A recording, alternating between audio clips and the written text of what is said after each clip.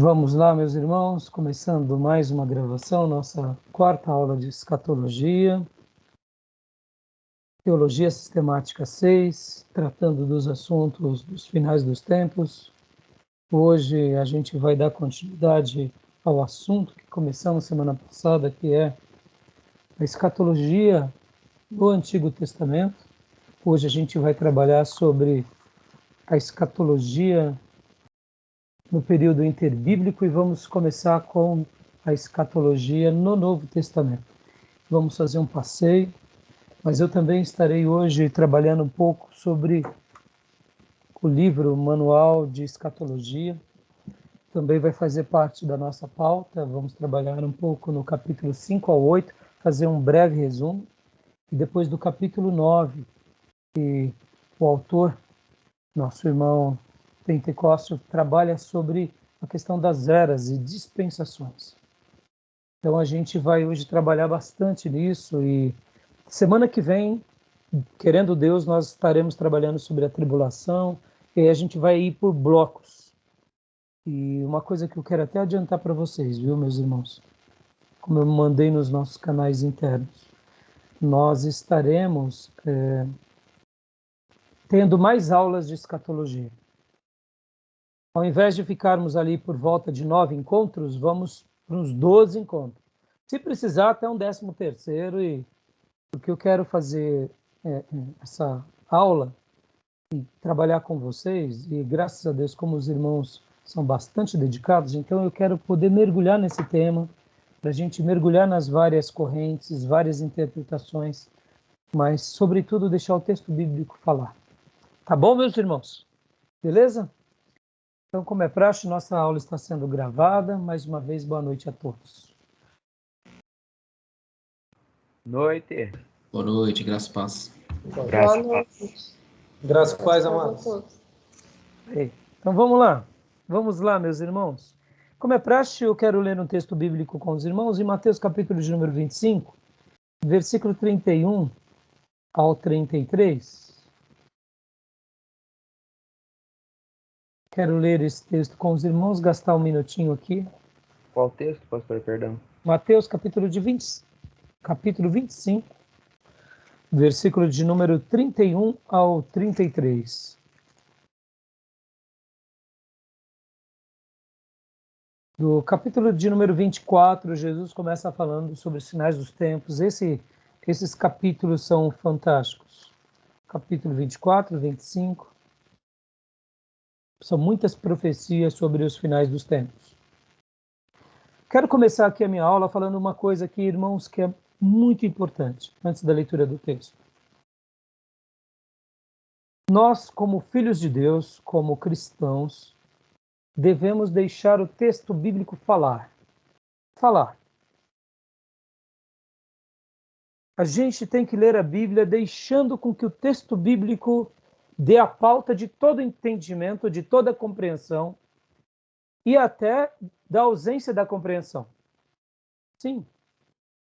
A gente vai hoje aqui discutir muitas coisas sobre textos literais, textos alusivos, metáforas, mas é importante a gente aprender a deixar o texto bíblico falar, porque mais sábio e inteligente é o autor do que qualquer homem. E o grande autor e o grande escritor das Escrituras, quando ele fala, nós, como seus filhos, apenas devemos ouvi-lo. Amém? Amém, meus irmãos? Falo isso aqui para tirar toda a atenção do seminarista, porque nós, como seminaristas, gostamos muito de usar a razão, a lógica, a mente, e devemos fazê-lo o tempo todo na nossa vida. Mas, em alguns momentos, a nossa razão, a nossa lógica, a nossa lucidez nos atrapalha. E tem vezes que a Bíblia ela está dizendo algo, Deus está se revelando de uma forma, e a nossa interpretação fala mais alto do que Deus. Já notaram isso ou não? Já notaram? Estou falando alguma besteira ou não? Estou dizendo Foi besteira? assim que surgem os liberais, né, pastor? em nome da razão, pega um texto e sua interpretação vale mais do que as próprias escrituras, né? Exatamente. Os liberais é um grupo, temos as seitas, temos as visões espirituosas, temos as heresias, temos, eu diria, também um outro lado, que é a ingenuidade também.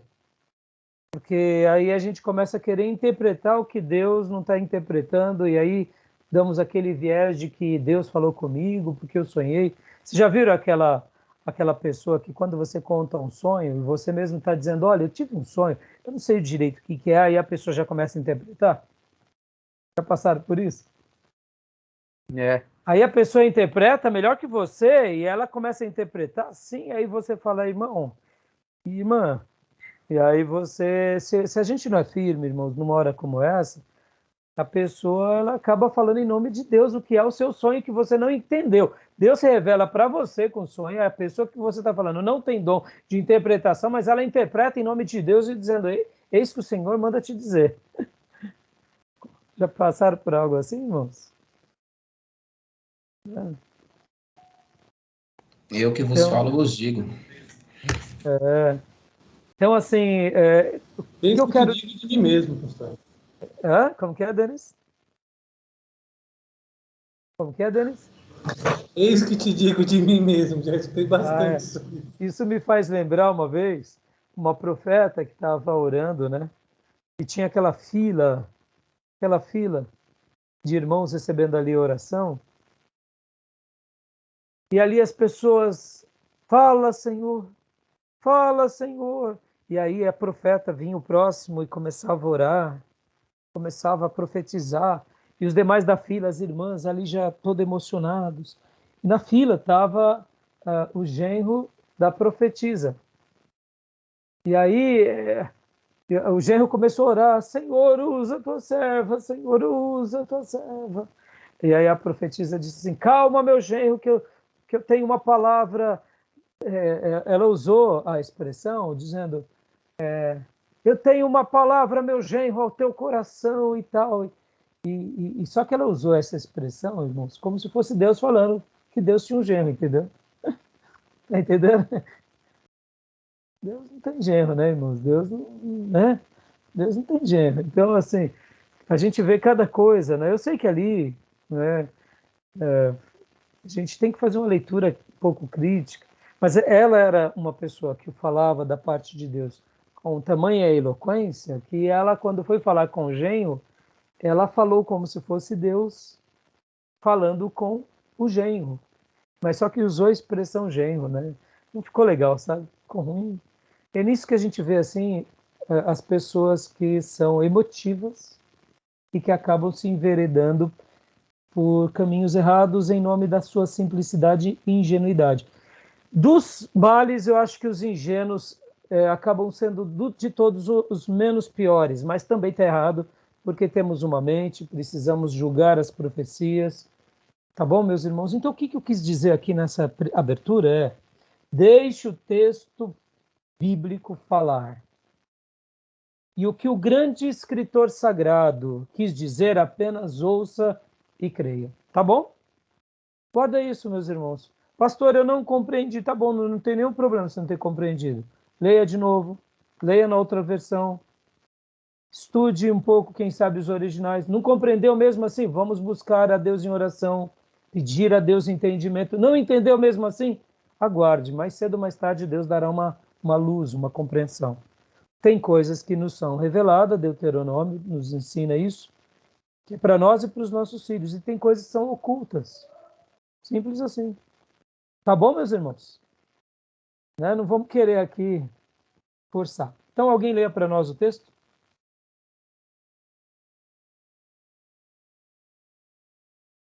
Mateus 25, 31 ao 33.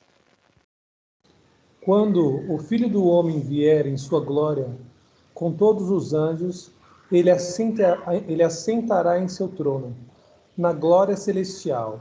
Todas as nações serão reunidas diante dele, e ele separará uma das outras, como o pastor separa as ovelhas dos bodes, e colocará as ovelhas à sua direita e os bodes à sua esquerda. Amém. Esse é um texto que mostra que Deus terá um critério de julgar nações, irmãos. E se ele tem um critério de julgar nações lá no futuro, não é diferente o que ele faz no presente. Deus é aquele que domina e governa, e ele tem critérios que nós não entendemos. E um dia, o texto bíblico é um texto apocalíptico, não chegou ainda, mas eu falo que ele julga hoje, ele domina sobre as nações hoje, porque se ele tem o poder de fazer lá na frente, e ele é o governador sempre eterno, e aquele que reina e o seu governo não tem fim, ele reina hoje. Mas o texto bíblico aqui até mostra também um julgamento geral. Pastor, como será isso? Lá na glória a gente vai entender plenamente, tá bom, meus irmãos?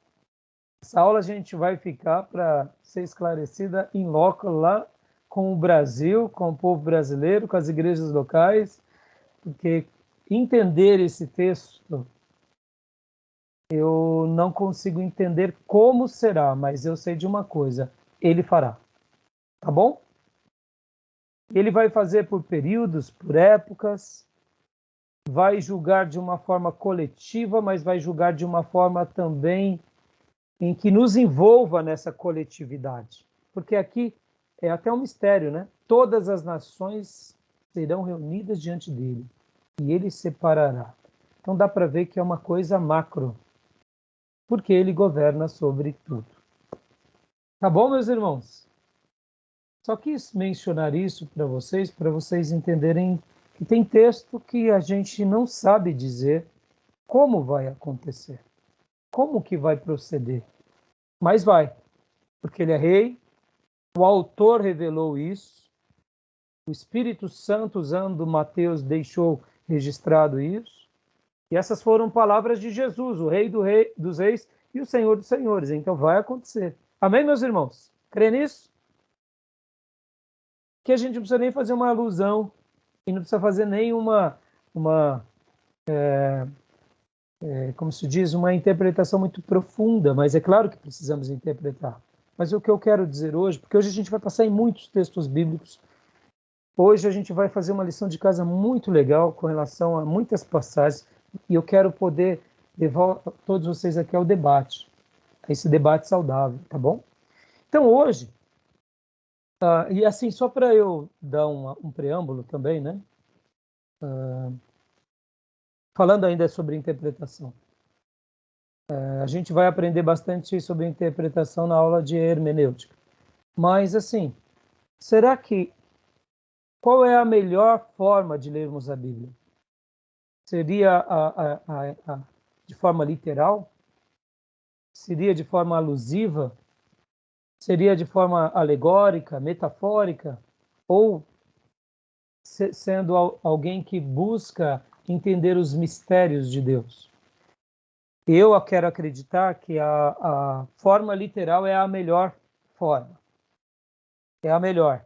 No entanto, a revelação de Deus para nós, em muitos episódios, em muitas passagens, o próprio Senhor fez questão de deixar metáforas e figuras de linguagem. Por exemplo, voltando um pouquinho antes, capítulo 25. Alguém leia para mim o 25:1.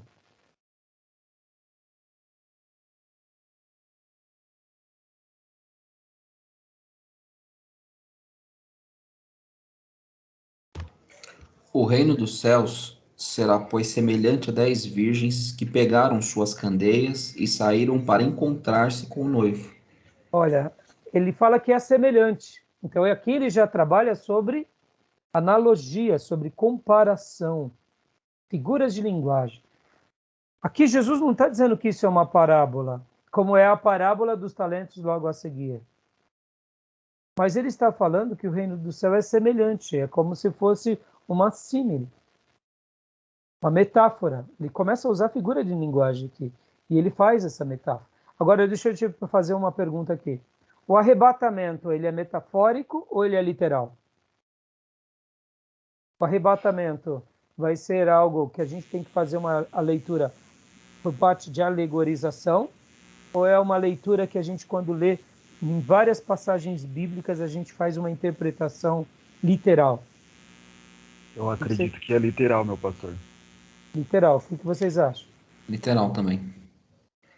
Arrebatamento é literal? Denis Eu e creio que é Felipe. literal. Sim. Denis, Aline, Felipe. Pelo Pastor, eu também acho texto que é literal, né? O Diga, texto Felipe. não dá margem, o texto não dá margem para alegoria, né? Uma interpretação correta é literal mesmo. Sim, Felipe, Denis e Aline? Pode falar. É literal, pastor mesmo. Não é? Mas, Beleza. Sim, perfeito. Agora, vamos ler esse texto de 25. Vocês conhecem a história. 5 ficam e 5 vão. Vamos fazer a leitura desse texto de forma literal. E aí? E o resto? Não, vamos pensar assim como são todas virgens, né? É. Quem são as virgens hoje do Senhor? Quem são as noivas do Senhor? A igreja, né? Veja. Então, se Jesus voltar agora, Dil, sobe só metade, a outra metade fica. Na Olha, verdade, eu acredito que olha- uma representa a igreja e outra representa os falsos, né? Mas Aqueles até que não não for. são- Desculpa, Gil. Pode falar, pastor John. Não, imagina, desculpa. Pode falar, Johnny. Embora sejam virgens, a Bíblia deixa claro que umas eram insensatas, o que sugere que, embora estivesse nesse contexto de igreja, elas me parece não estavam ainda vivendo na totalidade da crença no Cristo, ou seja, dependendo dele em absoluto. Estão entendendo? É legal essa discussão, né, irmãos? Não é legal essa discussão? Porque aqui a gente já fala, eita, meu Deus do céu, é a igreja. E, meu Deus, é o morno aqui. Jesus está prestes a vomitar. E aí, pastor, e agora? Ele volta, metade fica, metade vai, porque eram virgens. Estavam indo ao encontro do noivo. Mas elas não eram totalmente. Mas e aí? Está entendendo? Alguns textos sagrados, querem falar alguma coisa? Aline, Denis, Felipe, Riente? amém, pastor. Realmente faz sentido. Dá um friozinho na barriga. E agora, hein? Que lado eu tô? Oh, meu Deus do céu. Aí E não essa é essa semana eu tô prudente. Na semana passada, pastor, domingo eu fiz uma arte. Eu não sou muito de contar piada, nem de fazer arte, né? Mas domingo foi um calorão, né? E depois que saímos do culto, eu fui dar carona para umas irmãs. E aí entraram 3 irmãs no banco de trás. Eu pensei assim, vou fazer arte com a minha esposa. Eu falei, não, minha esposa não, porque senão ela vai brigar comigo, eu já sei como que ela é. Minha leoa vai brigar comigo. A chave da igreja eu deixei no, perto do para-brisa e estava muito quente. Na hora que eu peguei, me queimou. Falei, pelo amor de Deus. Não aguentei segurar, né? Eu falei, eu vou brincar com alguém, vou dar a chave da igreja. Eu falei, não, a minha esposa, se eu fizer isso, ela vai me morder, eu tenho certeza. Então, deixa eu ver quem eu faço. Aí tinha uma adolescente, bem novinha. Falei, não, coitadinha, ela é tão novinha, não. Aí já tinha uma jovem, já mais madurinha. Falei, então acho que vai ser a jovem. Ela tinha machucado a unha. Eu falei, não, vai que ela pega logo com a mão machucada. Vai. Aí tinha uma senhora. Eu falei, vai ser a senhora mesmo. Eu falei, mãe, segura aqui a chave para mim. Na hora que ela pegou, lá, e aí ela soltou quase um palavrão. Quase, não foi um palavrão. Eu falei, tá vigiando, né, filha? Tá vigiando. Aí os irmãos estavam ali na porta da igreja e tal, e falaram, irmã, ainda bem, irmã, pastor, hein? Ó! Mas nesse caso é ai de quem veio o escândalo, né? Então acho que a culpa é tua. É brincadeira, né? É Brincadeira. brincadeira. Não, mas ali aí a gente deu tanta risada. E aí eu falei, filha, tá na unção, hein? Olha aí os irmãos, irmã, quase xingou o pastor, hein? Aí começamos a brincar e tudo. Aí foi divertido, né? Então, assim, eu estou falando isso porque tem momentos da nossa vida que a gente está muito na comunhão, está muito na unção, mas tem fases parece que aquela virgem prudente já não está tão prudente e quem está do nosso lado é insensato. Sejamos honestos, passamos por isso ou não? E aí, fazendo a leitura literal do texto, dá medo ou não dá? Dá. E aí vamos melhorar mais a leitura literal.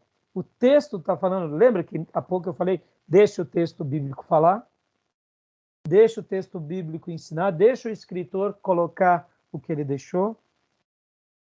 Então o texto bíblico está falando que 5 vão, 5 ficam. Em outras palavras, 50%. Vamos lá, é fileira da igreja, metade sobe, metade fica. Entendeu? E aí, é assim? Ou não? O que vocês acham? Não Espero pode que não. interpretar assim, né, pastor? Aí já é alegórico já. É isso aí. Ou Olha, seja, pastor, pode falar, Felipe. a gente está numa situação tão feia no mundo, pastor, que acho que é mais de 50% imprudente, viu? Eu diria que em cada período da igreja é relativo, né? Na igreja primitiva, por exemplo, não era 50% de desviado. Eu diria que era uma minoria.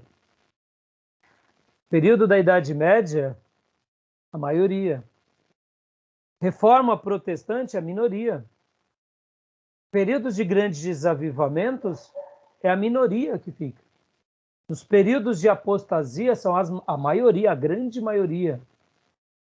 E eu concordo com você, Felipe. Hoje, a gente está vivendo 2 grandes verdades. Um avivamento poderoso em algumas regiões, pessoas fervorosas, mas virgens imprudentes, que não têm óleo na botija e não acendem mais, porque estão sonolentas. Então, agora aqui, é isso aí, Gil. Eu estou fazendo essa chamada aqui, irmãos, porque, percebam, o método de interpretação literal é o melhor. No entanto, Deus, em algumas passagens, ele faz questão de se comunicar conosco de forma alusiva, ele faz alusões. E aqui pode ver que o reino dos céus, será, pois, semelhante. Então, ele já está trabalhando com semelhança. Então, nesse caso, a leitura aqui, ela tem que ser baseada numa leitura literal, sim. Mas dá para fazer literalmente? Não. Porque ele já trabalha com semelhança. Logo, vamos para as alusões, vamos para as metáforas, para símiles. Entenderam? Então, se tratando do Apocalipse, ainda se torna mais complicado. Então, hoje, como a gente vai fazer um passeio muito grande, a gente precisa ter essa clareza de que qual é o melhor método de interpretação. É o literal. No entanto, vamos precisar de outras ferramentas. Vamos precisar da metáfora, da símile, das alegorizações, vamos precisar, ora, dos próprios interpretações que eu chamo de mistérios, ou seja, são mistérios. Não sabemos, não codificamos, não entendemos. Pastor, mas o que é? Não sei o que é, o texto não revelou, Deus não deixou nada na história, deduzimos ser. São mistérios. Então, eu dentro dos tópicos de interpretação, eu teria um ponto que eu chamaria de literalmente mistérios. Ponto final. Mistérios. Tá bom? Beleza, então agora, antes de irmos para o livro do Ribeiro, chegaram o livro do Ribeiro aí já? Chegou? Opa, beleza. Maravilha. Eu não pedi ainda, pastor. Tá bom. Eu ainda então, não tenho também. a gente vai estar trabalhando, depois peçam para que a gente... Porque o livro dele é, como eu disse, hoje a gente vai chegar aqui, praticamente vamos eliminar a primeira parte do livro. Que semana passada a gente já começou, e hoje a gente vai trabalhar também. A gente vai trabalhar aqui praticamente todo o capítulo 1, hoje. E hoje também a gente já vai começar a pincelar no chat, tá bom? Tá bom? Então, vamos lá. Antes de irmos, deixa eu só dar uma pincelada aqui, irmãos, sobre o livro do Manual de Escatologia. Deixa eu só fazer um comentário aqui com vocês. Compartilhar aqui uma parte, só para a gente fazer uma leitura. Ó, não vai dar tempo para a gente trabalhar sobre isso propriamente dito, mas eu estou pronto para esclarecer as dúvidas dos irmãos extra aula, tá bom? Sobre o aliancismo e sobre as dispensações. Lembram disso? São correntes que falam sobre as alianças e as dispensações. Lembram disso? Irmãos, tenham medo de perguntar, é uma aula interativa, tá?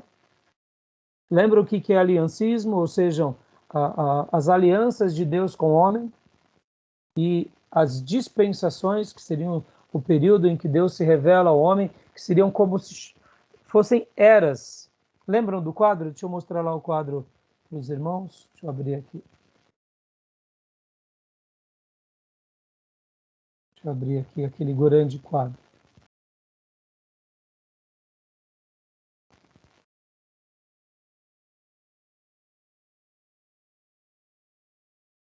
Ó, nosso quadro.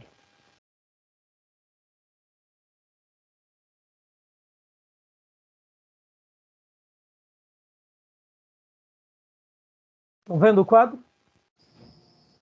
Agora Plano carregou, Divino pastor. através dos séculos. Ele é um quadro baseado no dispensacionalismo, porque ele trabalha com dispensações, períodos, ou também, como alguns vão chamar, dando uma ideia do aliancismo. São várias alianças.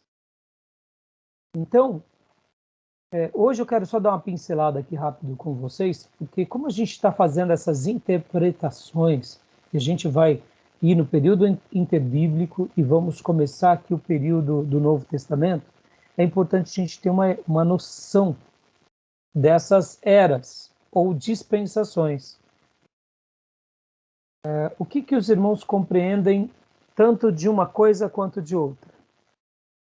Da dispensação quanto da aliança. O que vocês sabem, o que vocês já estudaram, para que a gente possa entrar aqui no livro? Vamos lá, um por vez. Vamos falar primeiro sobre o aliancismo. As alianças. Pastor, eu não lembro. Não. Em Não, teologia esses dois sistemática, a gente É. trabalha alguma coisa, Felipe, só sobre as alianças. Sim, lembro. Lembra? Aham. É que o livro do Gruden, meus irmãos, ele, como é um livro muito bom, ele vai trabalhar com mais detalhes em algumas partes. Então, por exemplo, no capítulo 25, ele vai falar sobre a aliança entre Deus e o homem.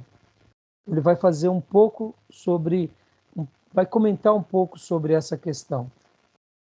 E vão ter outras porções do livro que ele vai trabalhar sobre essa questão. Mas ele não vai defender assim, não vai gastar muito tempo sobre essa questão. Mas o que vocês já aprenderam sobre isso para que a gente possa estar falando um pouco sobre essa questão? Pode começar com você, Felipe.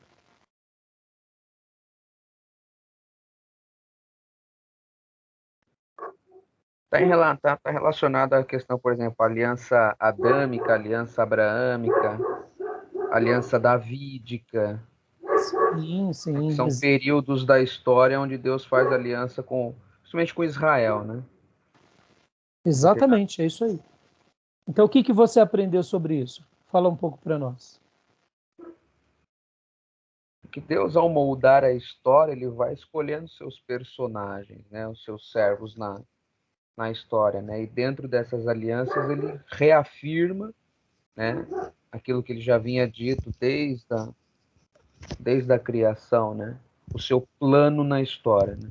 Então, desde o Gênesis, Deus tem um plano redentor para a humanidade. E nisso ele vai fazendo as suas alianças de acordo com o momento da história, né? Para reafirmar e mostrar ao homem que ele tem o domínio sobre a história e que o plano dele está sendo seguido à risca, né? Tudo aquilo que ele falou, ele cumpre, ele não deixa de cumprir aquilo que ele cumpriu por personagens do passado, por exemplo. E agora que, muito bem, certinho, Felipe. Irmãos, qual é o propósito de Deus se revelar para nós por meio de alianças? Qual é o propósito? O que vocês acham? Porque, que nem o Felipe usou um termo, ao longo da história ele vai fazendo alianças. Qual é o propósito? Por que Deus faz isso? Porque vocês têm que lembrar do seguinte, tudo que Deus faz tem um propósito. Nada é estéril em Deus. Não existe vácuo em Deus, e nem no plano sagrado. Tudo tem um propósito. Qual é o grande propósito dessas alianças? O que vocês acham? Posso dar uma ideia, pastor? Deixa os outros falar agora um pouquinho. Tá. Eu acho que é promulgar, na verdade, a própria divindade dele, né? Fazer com que ele seja visto e percebido ao longo da história, que é um Deus presente entre os homens. Joia, uma característica, então, para moldar a figura dele entre nós. É Que promulgar, né? Que talvez promulgar, seria promulgar, tá. tornar público aquilo que... Tá, promulgar, eu não tinha entendido. É. Joia, muito bem. O que mais? O que vocês acham, irmãos? Além disso, Pastor Johnny abordou a perspectiva dele para conosco. O que mais? além disso que o pastor Johnny falou, né, de provar que ele tem o poder e que ele tem tudo em suas mãos, faz acontecer, eu acredito que um dos propósitos dele é colocar esperança e fé nos nossos corações, né, com as alianças que ele faz com o homem. Acho que um dos propósitos é colocar esperança e fé dentro do coração do homem. Muito bom. Está indo muito bem. A fala do Felipe, pastor Johnny, a sua fala, porque assim como ele promulga a sua glória, a sua majestade, ele faz esses acordos, essas alianças com o ser humano, trazendo a esperança, trazendo a fé, a reconciliação. Parabéns, Gil, é isso aí. O que mais? Denis e Aline? Pastor, eu acredito que na questão da aliança, o propósito de Deus com as alianças é revelar o plano da salvação, né, Cristo, e por isso que ele vem mostrando suas alianças, né, e nós temos as alianças unilaterais e bilaterais, né. Nas bilaterais, além de ele mostrar o plano da salvação, que é condicional, ele mostra a sua soberania, né, mostra a soberania mostrando assim que quando o homem erra, e rompe com a aliança dele, rompe com sua aliança, sempre vai ter o seu castigo, vamos colocar assim, né? Vai ter o seu Deus vai mostrar a sua ira também, mostrando as consequências, mostrando a sua soberania em tudo e assim seguindo o plano da salvação, né? Da redenção. Muito jóia. Aline, quer comentar alguma coisa? Não, é isso mesmo, pastor. Eu concordo. Maridão a já gente acaba debatendo. Quando o senhor pergunta, a gente... Já está conversando aqui entre a gente. Ótimo, já antecipa, né? E eu achei fantástico, porque assim como o pastor Johnny fez uma menção, Felipe já tinha abordado, dando uma explicação geral, o pastor Johnny falou sobre Deus, o Gil falou sobre o homem, e agora você falou sobre a redenção. As alianças têm a ver com a redenção. Vocês caem, mas eu não caio. Eu seguro e redimo. E eu cumpro com a minha parte, com a sua parte. Então é a aliança, né? E agora sim, Felipe, agora que eles falaram, né, enriqueceram. O Luke não para de latir aqui. Não tem problema. Mas a questão da aliança também traz uma ideia da participação do homem junto com Deus na história. Dessa instrumentalidade do homem por Deus na história, né? Como Deus move os seres humanos também na história, né? Deus trazendo a gente para perto, ó, faça parte do meu projeto. Né? Assim como Deus usou uma nação para ser porta-voz dele na terra, Deus usa hoje a igreja como parte desse projeto todo, né? Aliança remete duas partes, né? Então, perfeito. Não é só uma parte, não é unilateral. O Denis tinha falado de aliança unilateral, né, Denis? E a outra aliança bilateral. Bilateral, pastor. Explica para nós um pouco o que cada uma delas significa. A unilateral. Pastor, a unilateral mostra Deus, ele faz aliança com o ser humano, independente da falha do homem ou não. Ele falou que vai fazer como fez com Noé. Ele falou: Noé, não terá mais dilúvio. Colocarei um arco no céu para mostrar toda vez que chover. Isso é incondicional. É minha aliança com você, não precisa da sua parte.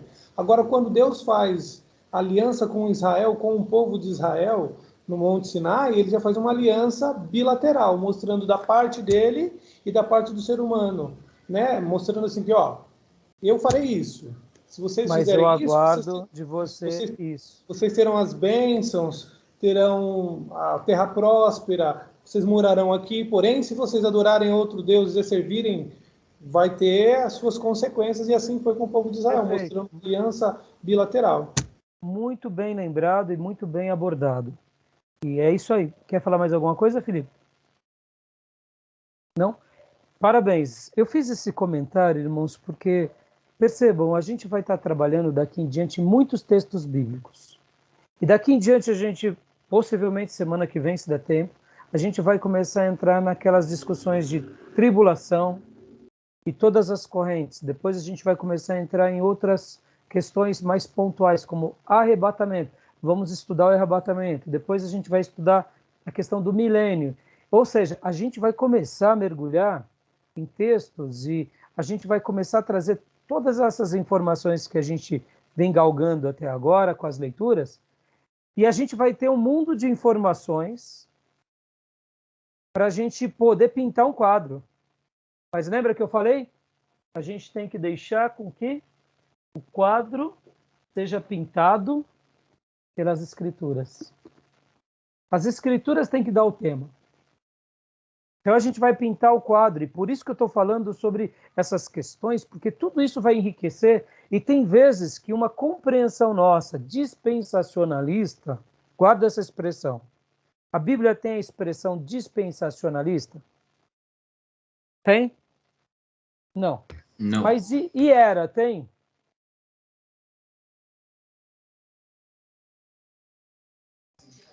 Não lembro como era. Você não lembra, né? Mas existe uma expressão de era.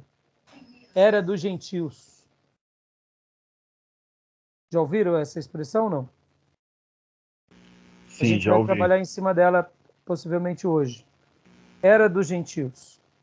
A expressão era dos gentios, o plenitude dos gentios, até que vem a plenitude dos gentios, que é traduzida como era também, está lá em Romanos 11, 25 ao 26, dá uma ideia de era e de dispensação, ou plenitude. Mesmo que você traduza como plenitude, ou era ou dispensação, dá uma ideia. Sabe essa ideia que nós temos, que nós usamos com muita frequência? Nós estamos na dispensação da graça. Vamos falar aqui abertamente. Você já deve ter usado esse termo. Você já usou esse termo com alguém ou não? Já. Estamos na dispensação. Você acha errado esse termo? Então, porque para mim hoje a graça sempre esteve presente, seja na antiga ou na nova aliança. Então, eu basicamente mudaria a minha frase. Mudaria, né? Mudaria. Mas isso foi depois do seminário, né? Um pouco antes ainda, pastor, Pouco um pouco antes. antes. Mas não Joia, faz não tem muito tempo, não. problema. É coisa tipo. Pouco tempo. Mas Dá para ver assim, pelo retrovisor ainda. mas você já ouviu essa expressão com muita frequência, não já? Já, o tempo todo. E ela seria uma heresia, falando que a gente está na dispensação da graça? Pois é, eu penso que sim, porque, de novo, né, a graça sempre esteve presente. Deus anunciou sua graça na queda do homem. Já demonstrou ali, aliás, antes da fundação do mundo. Então, mas a pergunta que eu faço, pastor, seria uma heresia falar que ela seria dizer assim, é uma maneira de pensar, por exemplo, o pastor fala, porque nós estamos na dispensação da graça. Dá para a gente literalmente afirmar que isso é uma heresia ou que isso é uma interpretação? Entendi, Você entende o que eu quero dizer? Sim, Tá agora tá entendendo? claro. Porque quando a gente fala assim, não, isso é uma heresia, aí isso não serve nem para a gente dialogar. Por exemplo, o unicismo é uma heresia. Aquele grupo Voz da Verdade, que inclusive as letras são lindas, eles são unicistas. Até muitas vezes quando a gente toca na igreja, a gente fica, muitas vezes até tem um certo cuidado com os irmãos, porque olha que interessante. As pessoas ouvindo o hino vão aonde? Conhecer aquele grupo, e quando vai ver, vai comer daquela... por exemplo, acontece com todas as igrejas. Se a gente ouve um hino do Renascer Praise, a gente naturalmente vai conhecer um pouco da história. Se a gente vai ouvir um Hillsong, a gente vai acompanhar a igreja. Se a gente vai ouvir um Lagoinha, é normal, isso faz parte da nossa curiosidade, né? Então, por exemplo, o unicismo é uma heresia. O unicismo é uma heresia. Mas dizer sobre dispensação da graça é uma heresia? A leitura do texto, quando fala até que a plenitude dos gentios venha, por exemplo, a gente vê que é uma era dos gentios. Aí vem cá. Aí, deixa eu melhorar a ideia. Eu estou fazendo vocês refletirem, irmãos, porque percebam, quando a gente tem uma fundamentação, essa fundamentação vai ser o trilho que vai dar toda a leitura de vários textos bíblicos. E a gente vai usar esse trilho, inclusive, para montar o quê? Para montar o nosso mapa do Apocalipse. Paulo foi separado como apóstolo para ser apóstolo entre os Gentios. Então, antes não tinha apóstolo entre os gentios? Deveria ter sido Pedro. Então, ele é o que abre a porta, né?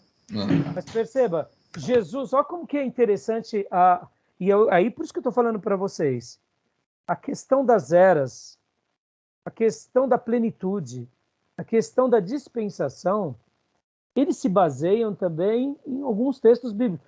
Quando Jesus é abordado, que os apóstolos estão ali com ele, e quando vem a mulher cananeia e que fala com ele, quando acontece várias... O que Jesus usa várias vezes? Que eu vim para pregar para quem? Para os Judeus. Perdido de Israel. Judeus. Agora, Jesus faz a obra, prega para os judeus, ele morre. Quem é o primeiro que... Uma das primeiras conversões depois que Jesus morre? Vocês já notaram no Novo Testamento? Quem é? Soldado romano. Centurião romano. Primeira conversão depois da morte foi um gentil. Seria curioso ou não? Plenitude dos gentios. E aí logo passa-se algum tempo, Pedro abre a porta para os judeus, abre a porta para os gentios com Cornélios, e logo Deus abre quem? Deus separa um judeu para pregar e ser apóstolo entre os gentios. E aí começa uma nova fase. Estão entendendo? Então, quando a gente pensa em era, projetos, a gente vê que tem fundamentos também. É uma leitura interessante. Estão entendendo, irmãos? Estão entendendo? Vai ter as discussões entre os aliancistas e os dispensacionalistas. Então, eu estou fazendo vocês refletirem, porque vamos falar aqui sobre agora as dispensações. Quando a gente fala sobre as dispensações, querendo ou não, a gente vai esbarrar... Por que eu estou preparando o coração de vocês? Porque hoje a gente vai ler muito texto, já já. Mas quando a gente for para Daniel, e quando a gente entrar nas 70 semanas de Daniel, e principalmente na última semana, a leitura dispensacionalista é muito forte. É muito forte. E os 7 anos da tribulação é mais forte ainda. E quando a gente lê os 3 anos e meio, e 3 anos e meio de tribulação, e 3 anos e meio de grande tribulação, aí fica mais forte ainda. Porque até mesmo o Apocalipse vai dar datas e dias e semanas. Vocês estão entendendo? Então essas correntes que surgem dos nossos irmãos são admiráveis também. A gente tem que ouvir tudo, reter o que é bom, aprender com todos e deixar o texto bíblico falar. E aí a gente tem que lembrar, aqui explica bem os dispensacionalistas. Ali explica bem os aliancistas. Mas, sobretudo, é por isso que eu estou preparando vocês hoje aqui, e por isso que eu dei aquela frase na abertura, deixa o texto falar, esqueça dispensacionalista, esqueça aliancista. Ainda agora eu perguntei para vocês se tinha a expressão era ou dispensação na Bíblia. Vocês não lembraram. Mas quando eu falei plenitude dos gentios, opa, deu uma mudada, não deu? Deu ou não deu? Quer ver um outro texto? Abra comigo em Gálatas 4:4. Gálatas 4:4.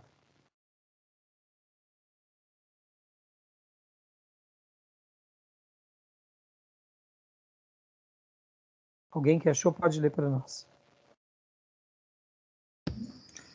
Mas, quando chegou a plenitude do tempo, Deus enviou seu filho, nascido de mulher, nascido debaixo da lei. Plenitude do tempo. plenitude do tempo. E aí? O que a gente diz sobre esse texto? O que a gente fala dele? Que é o fim de um tempo e começo de outro tempo, quando... Tá claro o texto, foi um momento no relógio de Deus. Sim. Quando chegasse esse momento no relógio de Deus, viria quem? O Filho de Deus. Concordam? Tá claro ou não? Tá claro. Para nós, a plenitude do tempo não seria melhor se fosse hoje em dia? Seria. Denis, você estava aí? Estava, né? Caiu a sua linha.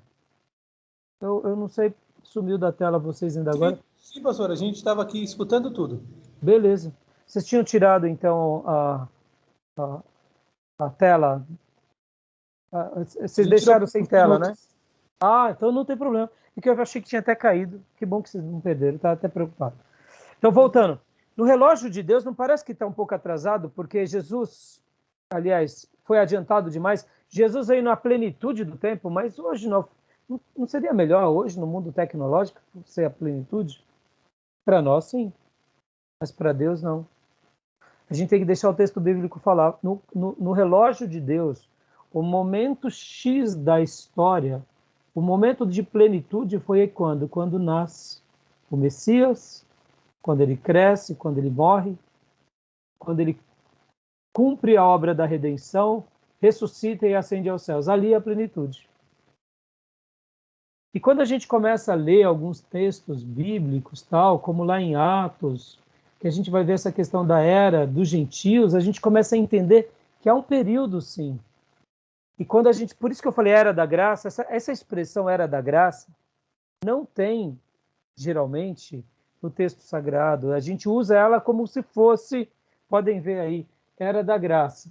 Mas quando a gente vê era dos gentios, aí já tem. Entendeu? E é muito interessante que muitas vezes a gente fala, por exemplo, era da graça, como se fosse uma coisa, como se fosse uma expressão, a gente retira essa expressão como novo nascimento de um texto, mas ela é a compreensão do que Paulo falava. Por exemplo, vamos fazer uma leitura, pastor Johnny, só até para não ter tensão. Paulo, por exemplo, ele é muito claro entre a lei e a graça. E aí ele traça que a lei ficou antiquada, que é o período de Agar, e que o período de Sara e de Israel é a graça, dando aquela ideia de separação entre velha aliança e nova aliança.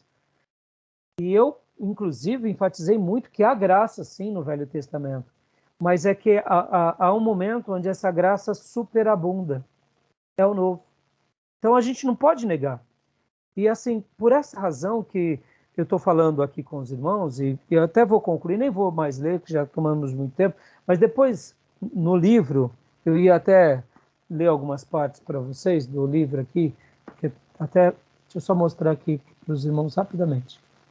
Mas não vai dar tempo, porque senão a gente não vai ir para outra parte, eu quero ir para outra parte. Isso fica como uma leitura extra para vocês lerem depois. Ó, a seção 5, as alianças bíblicas e escatológicas.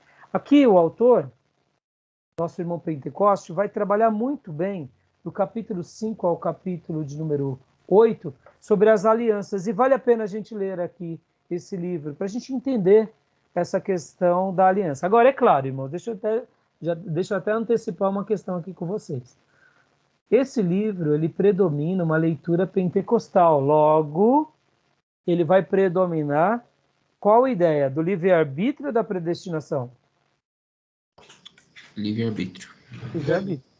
Então, os nossos irmãos pentecostais, geralmente, se temos como aceitação já sine qua non, né, básico, eles seguem a questão do livre-arbítrio, com exceção dos nossos irmãos ou talvez primos, né, porque eles não se chamam de primo, mas eles são nossos irmãos da congregação.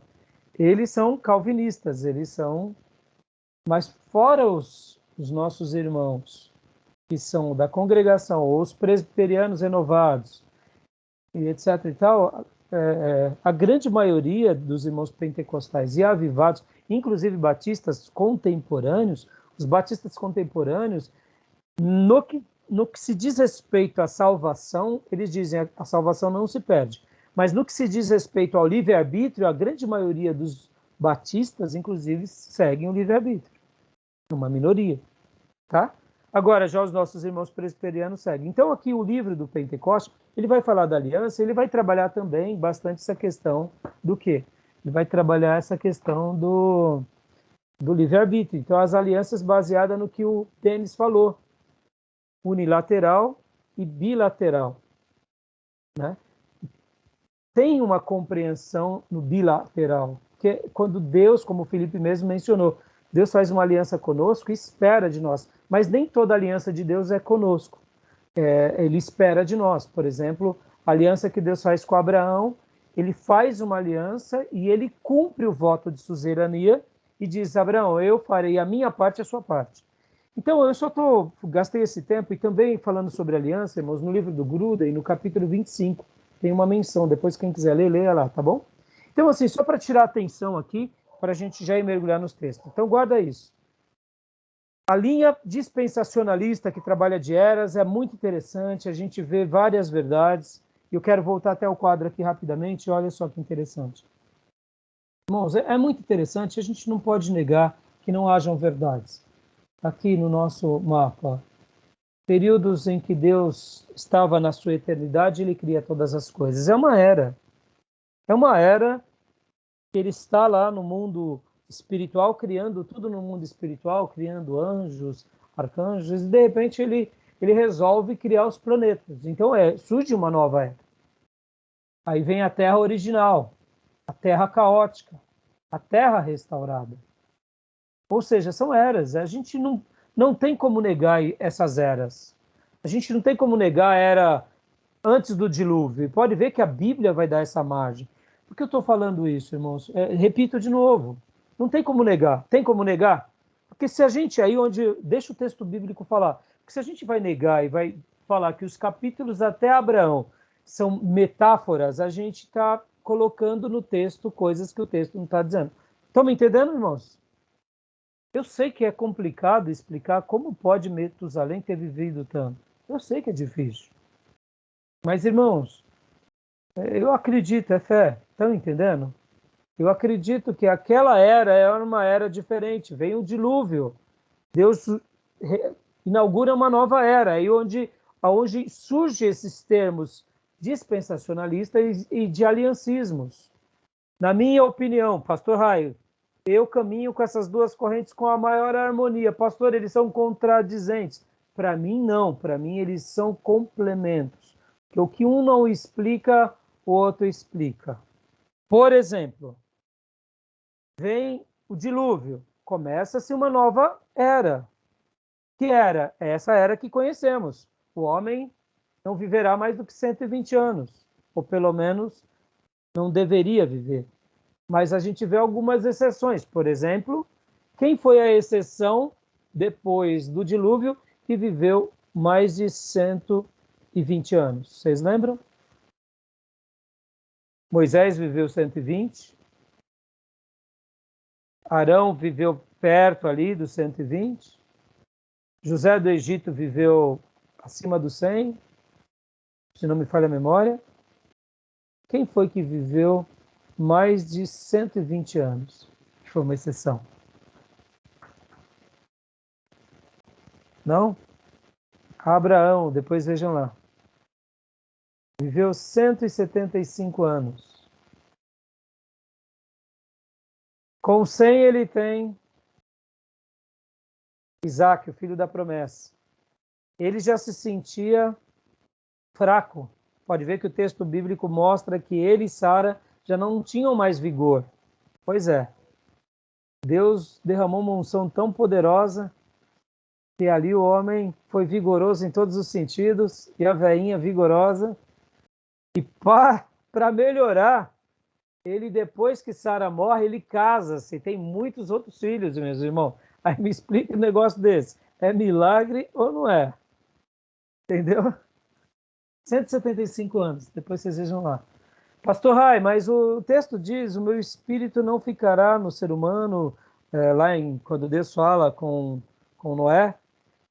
Dá uma ideia dupla, dá uma ideia de que 120 anos foi quando Deus se revelou a Noé até o dilúvio, ou 120 anos seria o período que os homens viveriam. Mas tem umas exceções? Tem. Pode ter exceções? Pode. E aí, pastor, o que é? Eu não sei direito. O texto bíblico dá uma ideia, ele não deixou claro. Estão entendendo, irmãos? Eu estou sendo tão claro assim, porque eu quero que vocês sejam crentes, irmãos, de pegar nesse texto sagrado e falar assim, esse texto sagrado está certo, esse texto sagrado diz, a verdade de Deus é melhor do que a verdade dos homens, e Deus tem a última resposta. Entendeu, irmãos?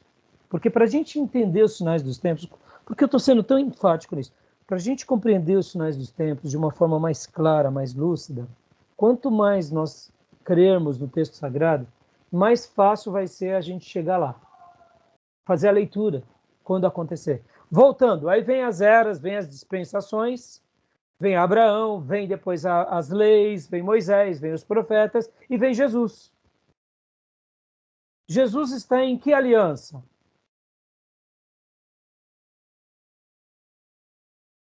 A princípio parece que ele está na velha aliança, na lei, mas ele inaugura o que? A nova aliança.